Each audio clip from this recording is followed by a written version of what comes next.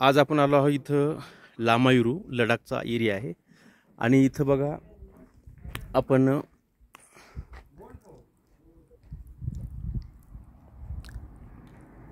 तिबेटी भाषेमध्ये एक बॅनर आहे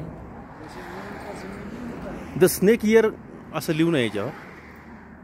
जो मून का जमीन होता है ना सेम ऐसा होता है ऐसा। हां, आता इथं जी जमीन आहे ही माती ही पूर्ण चंद्रावरची माती, जरा आपण चंद्राची जमीन कशी म्हणतो चंद्रावर जशी आहे तशी ही जमीन आहे आणि त्या प्रकारचीच पांढऱ्या प्रकारची आहे आणि ही रात्रीला चमकते, रात्रीच्या वेळेस ही पूर्ण प्रकाश देते चंद्रासारखा।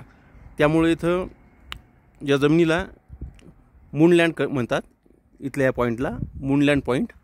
आणि हा पॉईंट इथून असा पलीकड पण आहे आणि असा बराच हा पॉईंट आतमध्ये पण गेला, त्या भागात पण गेला।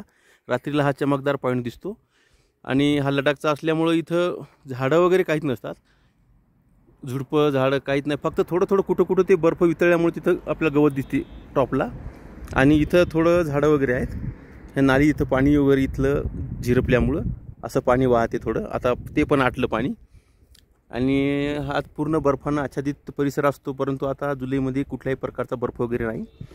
आता इथं टुरिस्टसाठी हॉटेल वगैरे आहेत, इथं पण हॉटेल आहे, आपण रेस्टॉरंट बघा, हे रेस्टॉरंट।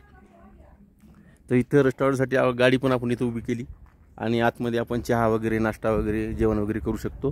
तर अशा प्रकारे इथं आणि इथं दोन हा कसला कोणसा आहे प्राणी, कोणसा आहे?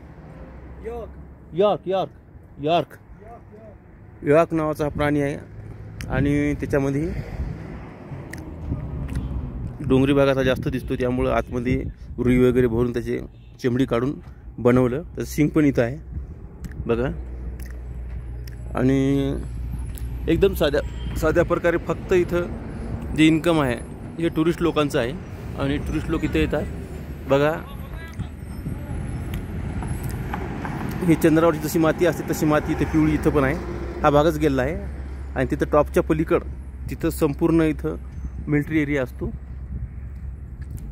अशा प्रकारे हा लडाखचा एक छोटासा भाग आहे आणि आपल्याला अजून समोर जायचा आहे, तो पण भाग बघायचा आहे।